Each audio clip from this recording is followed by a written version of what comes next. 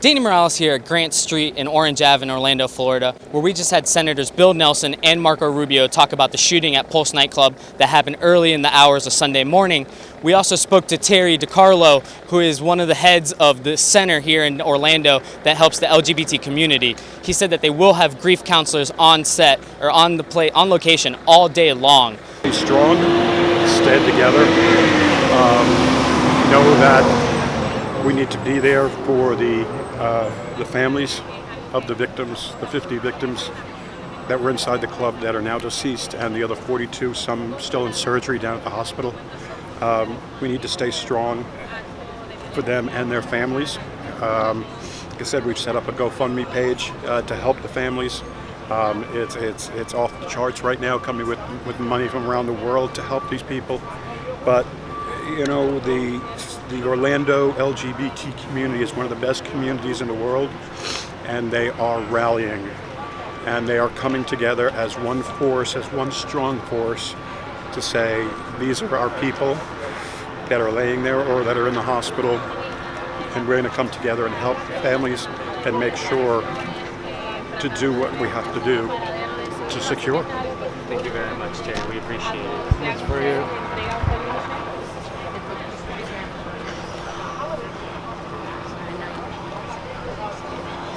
Thank you. Thank you. We'll get through this.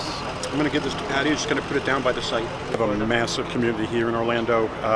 You know, we have such a welcoming government community. Our mayor, our city commission, our police department. We have such a huge and welcoming community here in Orlando.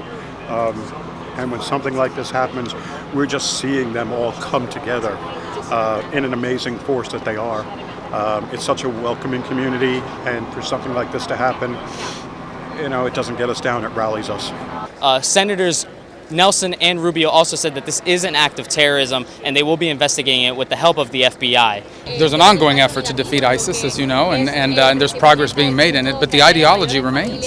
And this ideology today, because of the internet, is able to radicalize people in places, including people that have never visited the Middle East. We don't know the travel history of this individual yet, but it wouldn't surprise me if he's never traveled to the Middle East. You can be fully radicalized in the 21st century online and inspired to take action. In fact, both ISIS and Al-Qaeda have online publications that call on their followers to conduct the type of attack you saw here today. Yeah.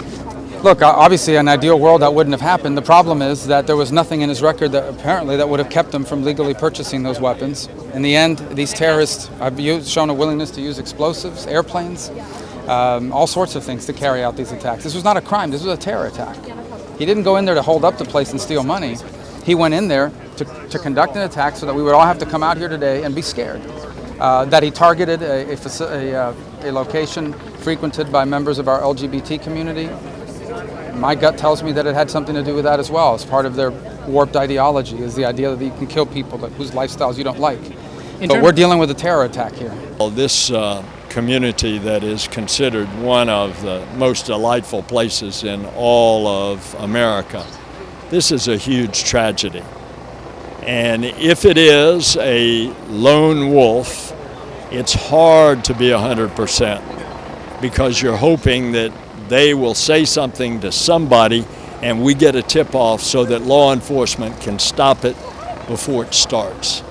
Unfortunately, that didn't happen here. We'll have more on this developing story as it comes in here in downtown Orlando, just south of Pulse Nightclub. With the Valencia Voice, this has been Danny Morales reporting.